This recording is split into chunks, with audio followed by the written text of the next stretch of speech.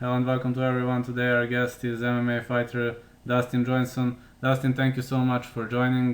Can you please get to know fans with you, tell a few words about yourself so we can continue. Thank you so much for accepting the call. Yeah, no, thank you for having me. I'm Dustin, MMA fighter from Canada. Yeah, just fought last Friday for CFFC. Won. Hoping to go to the UFC next. Yeah, I'm hoping for that too, but let's now return throughout the history. When did you start training MMA?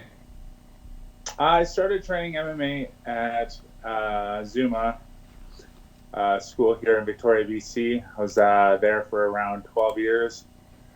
And now recently, within the last 6 months, I've been at TFA, which is also in Victoria, BC here. So, do you have a fundamental martial art or your MMA from the beginning of your career? When I was a kid, growing up, I did Kung Fu. I don't know, I was always into the Bruce Lee movies and Jean-Claude Van Damme, so I was more into that stylistic martial arts approach more than the realistic style of MMA. But I don't know. When I was 19, I just kind of switched from the whole fancy traditional martial arts to an actual functional MMA, I guess, or functional martial art. I was working at the bar, and they started getting the UFC pay-per-views, and then I just fell in love with it from there. Kind of figured I could probably do it, so started training. Fast forward, here I am. Can you please elaborate the meaning of your tattoos? Tattoos. So, oh, my tattoos? Yes, meaning. So I drew these myself actually, and I'm half Hungarian and I'm half Canadian. So I drew. You can see in here is the Canadian flag in the eagle, Yes? and then in the shark, I got the Hungarian crest in the shark here that I drew as well. So it's kind of just like half and half, and the rest of the design is just, I don't know, I kind of like the way it wrapped around my arm, so I drew it like that. So if you ever reach the UFC, do you plan to wear both flags or are you gonna stick to Canada? I don't know. That's a good question. I'd like to get like a half and half split down the middle. I don't want to carry two flags with me. Modestas But Bakauskas, for example, he is Lithuanian, but he lives in the Great Britain and he wears both flags. That's why I'm asking you. yeah. No, I understand. No, I'd be proud to represent Hungary too, like when I fight. So, but I've been there a few times. Can't speak the language fully, or even really close to it, but I can say enough phrases to be polite and get by. I got a lot of family there still, so I go stay with them. No, I love it there. It's a beautiful country. Do you have a favorite Hungarian mixed martial artist? Um, I don't even know any, to be honest. I remember hearing at some point there might have been the Hungarian Hammer, Yeah? uh, but I don't know his real name. I just knew of the nickname because people are asking me what kind of nickname I would want. They were trying to call me that, and I'm like, I think it's already kind of taken. And I'm not a huge fan of nicknames to begin with. Yeah. Plus, Well, you have to be given your nickname. You can't just create your own. it's usually something that's given to you by the fans or coaches or, Yeah, yeah, someone, right? well, for example, my nickname is very stupid, but fans gave it anyway. Uh, I'd like to ask you, toughest amateur opponent, who it was? I only had one amateur fight. His name was Dylan Moore, and that was back 8 years ago at uh, I can't remember what the Aggression Armageddon Fighting Championships. I think that's what it was called. So I don't know. I didn't even, to be honest, when I fought him, I didn't even know what he looked like until the weigh-ins. So it was a complete mystery up until the actual fight itself. What do you think about your professional debut? Were you pleased with your debut, or you were like thinking strategy maybe 1 minute before the fight? You mean my pro MMA debut? Yes, yes, Yeah. yes. Well, I was happy with it because it only lasted 58 seconds. As far as everything else goes, I was so nervous in the back. You know, it's your first pro fight. This is going to be on your record. It sticks with you. No one wants to lose their first pro fight. So I remember having a lot of butterflies, and I kind of came out like I always do, a little slow, and then switched it on, and ended the fight fast. I just remember my coaches saying, just have fun, gain some experience, and just fight the fight. But as soon as I saw that opportunity to end the fight, I just went for it. So What can you say about your second professional fight? second one, that was my highlight reel knockout that is floating around, the Hard Knocks Fighting Championships against Chris Catala.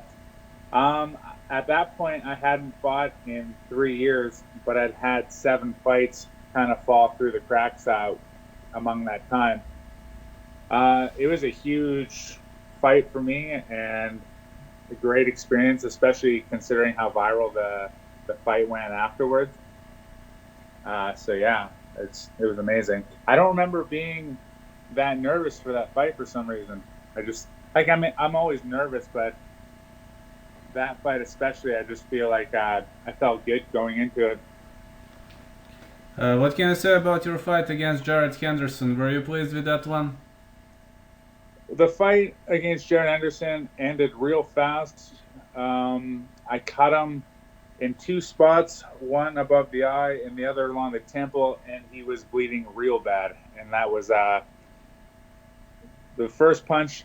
I only hit him with 2 solid punches, and each punch cut him open. He was bleeding real bad. So I don't know. I was happy that I won, obviously, but they stopped the fight within 2 minutes, so it might have been better to see it go a little further, I guess. But a win's a win, so. Okay, especially question for that fight. In MMA, what do you think? Yes. How much does a referee or a doctor need to stop the fight? I mean, how bad should cut be?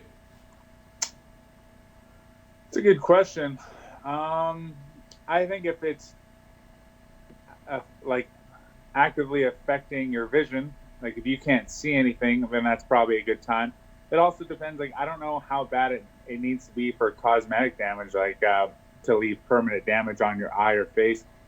I know if there's cuts anywhere else, cheek, temple, whatever, that's not going to really affect your fight. But if it's right on the eyelid and you can't see anything, you have risk of tearing the eyelid off completely. Plus, you can't see. So it's I wouldn't want to be a ref to make that decision to stop the fight either way. Yeah, I know, because Nate Diaz is bleeding all the time, and the referees. I know. Yeah, sometimes they stop the fight, sometimes they don't, but Nate keeps fighting. That's why I'm asking. Well, yeah, like you build up some weak scar tissue around the eyes, and then you become very susceptible to being cut really easily. So, some people have had surgery to try and fix it. I know Wanderlei Silva, he had surgery, like plastic surgery on his face to try to fix the scar tissue around his eyes, but it ended up making him look like a completely different person afterwards. So, Like a plastic surgery, right? yeah. Doesn't look like a bad option to me if it's gonna stop bleeding. If it's gonna stop, and if you get cut very easily every fight, then it might be something to look into for sure. Yeah. What can you say about the controversy that followed your fight against Ben Sassoli? I mean, it was sad. It sucked, obviously. I was kind of disappointed that he got an opportunity to fight in the UFC and I didn't. They should have rematched us at least, had us do something, but they just kind of kept me in the dark. And I just had to move on and keep going, right? Why did that no contest happen in the first place? I mean, I wanna hear your side of the story. You were sharing the cage with him. He just came out like thumbed me right in the eye real bad, and like I could feel like this. I've been punched in the eye before. I've had my eyelid sliced open where I was seeing double. I got from Chow Machado. He punched me pretty hard in my right eye once, and I couldn't see at all. But there's a difference between getting punched in the eye and getting thumbed real bad or fingered in the eye. Like I could feel it touch the back of my head, and my eye closed instantly. When you're in there's a lot of pressure around that fight, and 2 minutes into the fight, if I can't see, well, that's some pretty bad news. No one wants to stop a fight over something like an eye poke or anything like that, but sometimes it's all you can do, right? Yeah, I understand. I mean, you were unlucky in that fight, and Ben Susoe didn't have the greatest results in the UFC. No, unfortunately, he did not. I mean, he was very lucky that the Greg Hardy fight got overturned, and then after that, he got knocked out anyway. So. Yeah, that's so true, so true. And how did your last fight go? Well, I just fought last Friday. I won by decision against a very tough guy that's fought in every big sport. I think he's been in Elite XC, Strikeforce, PFL, Bellator, everyone except UFC. And he's one of those feared guys that his record might not look the best, but he's fought some of the best guys, and he's fought the guys that are beating him. Their records are really good. If you just look them up, and even the guys that are beating him, they're not knocking him out either. He's a hard guy to finish. They're only beating him by decision. So do I feel bad that I went to decision? Not really. I feel like I hit him pretty hard in that fight, and there was a few times I thought he was hurt. I tried to finish it, but I'm also, I'm a heavyweight too. I get tired in there. I'm throwing pretty hard, and I did my best to finish it.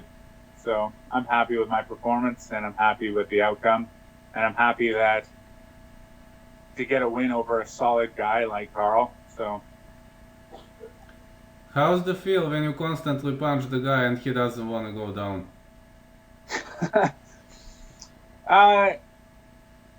It's okay.